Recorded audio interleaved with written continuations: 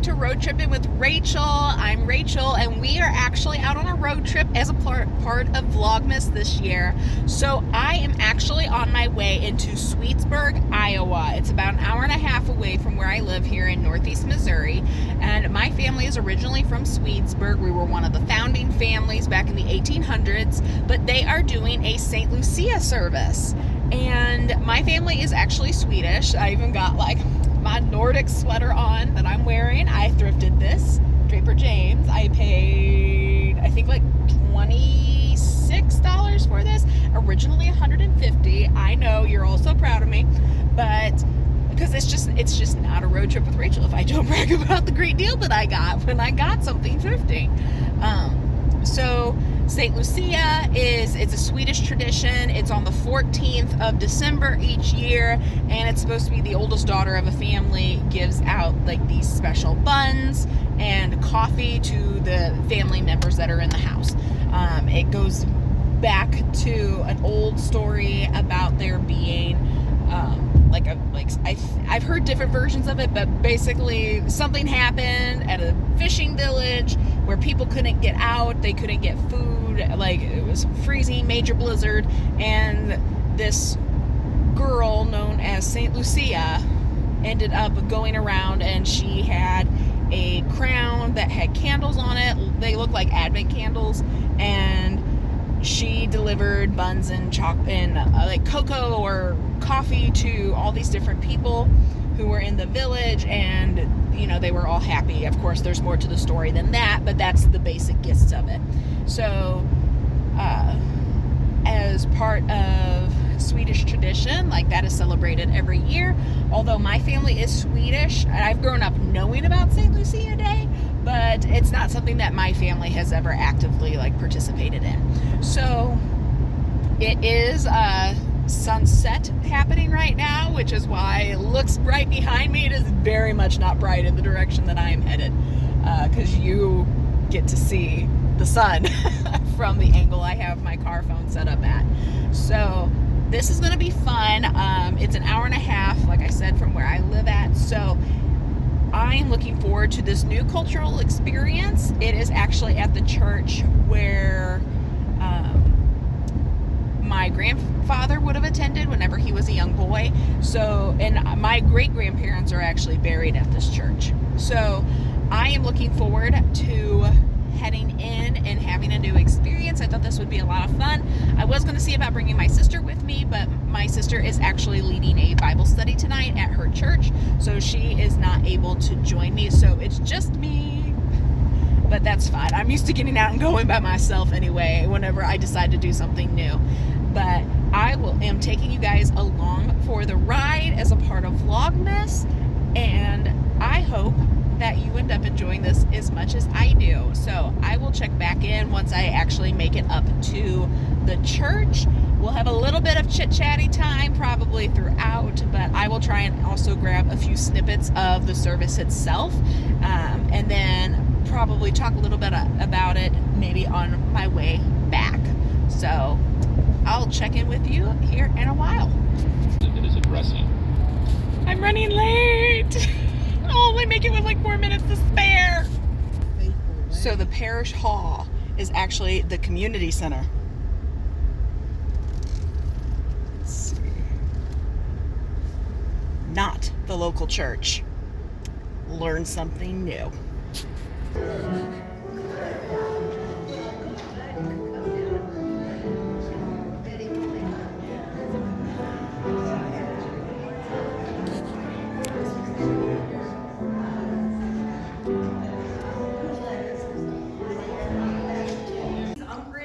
Right in the front row. Louise has been so instrumental in making everything happen and us to be able to be here today. So, and it's such a privilege and honor to have Louise here with us celebrating. So that's wonderful. We have officers and directors. We're also recognizing Sienna Weed, Ralph Sandine, Trish Whitking, Janice Peterson, and Carol Holzberg. Carol has been playing music for us as well. Then we have board members, Jeff Olson, Ruth Meth, Steve Hedlund, Johanna Crawford, and Hugh Granbeck. And we want to offer a special thanks for everything that's happening here tonight, and also that happened with the smorgasbord to Deb Derby. So there's Deb right there. Why me? We are reminded that the days in Sweden have become even shorter, and the gloominess sets in with the temperature of darkness of She winter. can't reach it. The central message of the celebration is bringing light into this darkness. Nope. We can all appreciate that as we enter this season, as Lucia enters a darkened room with her crown of light, so we celebrate the coming of the light. Light as warmth, as promise, as hope, light as life. It is light shining in the darkness. Part of the excitement of the celebration of Saint Lucia lies in the fact that Lucia Day actually comes in the same week as the awarding of the Nobel Prize in Stockholm. In fact, the Nobel winner stays in Stockholm long enough to crown the new Lucia. The story of Lucia is hard to explain. There has to be a leap of faith at some point to make sense of the tale. Basic to the observance is the fact that Lucia was a girl born in Sicily about 283 AD. As a young woman, she was converted to Christianity. When her mother fell ill, she made a vow that if God would spare her mother's life, Lucia would forego marriage. Her mother did recover, so Lucia persuaded her to divide all the wealth and possessions that would have been the dowry to share with the poor.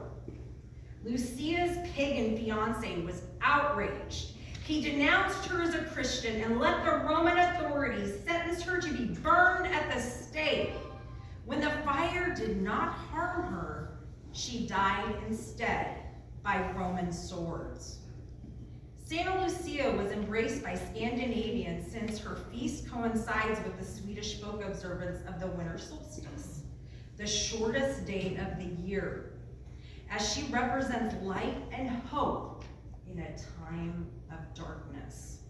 She has also been associated with a Swedish folk tale of a young girl dressed in white with a halo of light who distributed food to the starving people in Sweden during a great famine. Along with the years have come embellishments of the custom, and in some cases it is observed with the eldest daughter rising early, serving coffee and saffron buns to her family, dressed in a long white robe and a bright red sash and lingonberry leaf crown with lighted candles. Today's Lucia may serve pepperkakor cookies in many churches, lodges, school dormitories, and gatherings such as this.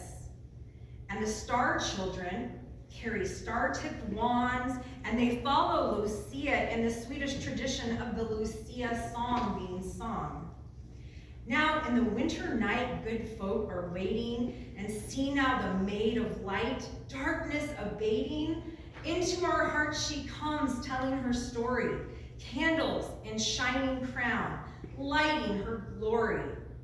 We ask you now to all join our Santa Lucia celebration here tonight with Gemma. Listen as the familiar strains of Santa Lucia begin once more. Think of it, a stopping point in a busy season, a time to be glad that the darkness of winter will soon be changing. It's a time to remind ourselves that the coming of Christmas is a festival of the Spirit, and above all, a reminder of the light of the world.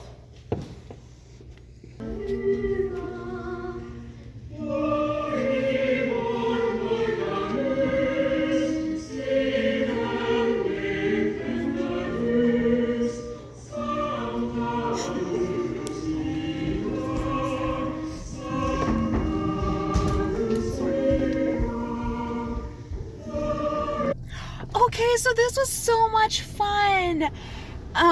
So it ended up being, like I said, the Parish Center is actually a building that is like a block away from the Evangelical Church here in Swedesburg, but and it was very small, but it ended up was related to the entire group that was there tonight. Did not realize that. So Santa Lucia is the patron saint, basically, of Sweden, and she is a girl who is currently she's in college. She was supposed to be Santa Lucia during COVID, so she came back in order to do it this year. First semester college student, so great job, you made it to college. But her great grandmother is my great grandpa's niece. Niece. So and her daughter was there, so the girl representing Santa Lucia's grandma was there, and her and my grandpa are cousins, so she came up and was talking to me when she found out who my great aunt was. I said, this is where I live at, and I came up because I follow the Swedesburg Museum on Facebook, and they said that they were doing this tonight, so I decided to come on up because it wasn't that far away. And they came up and they were so excited to see that there was a member of the family who wasn't local. And I ended up visiting with she is the daughter of my great grandfather's older sister. So my great grandfather is Paul. He passed away when I was like in the early 90s. And then his older sister was Prudence, and Aunt Prudence passed away long time ago. We'll just put it that way, long time ago. Her daughter was a Rosie the Riveter during World War II and was actually in Hawaii here this last year. So she apparently travels all over the place. And then her great granddaughter was the Santa Lucia this year. And I got to go up and talk to my cousin Louise, and she has been putting together the genealogy because she works for the museum up here. And so they opened up the museum for people to go and buy stuff. Yes, I bought myself a book, you better believe I did, all about fika, which is coffee hour. And during that, she said, while you're in town, since I'm from a branch of the family that hasn't been up to Swedesburg in a very long time, it's for them to gain information. They said, go on ahead and fill out what you know of the family genealogy. So I'm back in there. So I walked into the back room, into their library, like pulled out the book that has my family names in it and started filling out note cards of, so they had my dad and my uncle in there. And so I went through the paperwork and filled out the information on when my aunt and uncle got married and when my parents got married, and then the birth dates of my uncle's children, and then mine and my sister's birth dates, and then their wedding dates, because I'm the only single on my dad's side, and that's the part of the family this is. So I filled out like everyone's wedding dates, and then I'm like, oh, and this one cousin has 2 children, and here's the names of his children. And I feel bad. I only remember one of their birthdays because it's April Fool's Day. Their little girl, I don't remember her birthday, but I'm like, it's this year. I know she was born in September of 2022. So I was able to fill out enough paperwork to keep the genealogy going. And majority of the people that were actually there tonight were all from my cousin Louise's family. So they were her children, and then her grandkids, and then her great grandchildren were all the people that were involved in the program tonight. So that was really cool to find out that I was related to this entire group of people. So that was completely unexpected. Honestly, I know who I'm related to up there as far I know who my great grandmother is, my great grandpa, my great aunts and uncles. I know all that. But my grandfather literally left Swedesburg, Iowa in the late 1950s, and outside of a few visits every couple of years, has not been back since probably 2000. So it's been a good 23 years since, or yeah, since my grandpa's been back up into Swedesburg. So like they had literally lost track of like what was going on in the family, because 20 years ago, like I was 23 years ago, I was 10 years old. So like obviously I've changed quite a bit in 23 years, and it was just really cool to end up meeting all these people that were my cousins that and it's always interesting too when you meet relatives who are distantly related. So my grandfather's cousin came up and was speaking with me, and it was funny because like I'm looking her in the face and I'm like, you're so obviously a member of this family, like we're obviously related, like I'm pretty sure she probably dyed her hair, but I'm like facial structure, the nose, the eyebrows, it's like, no, like I favor my mother. I favor my mother's family, which is strongly German. Got some Italian in there, some English.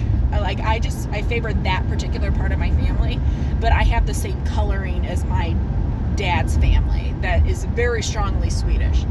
And some of the features that I carried over that don't match up to my mother's family is like my nose. I have a sharper nose than my mother's family does. And then my brow bone is very much like it's the same as my dad's and my grandpa's.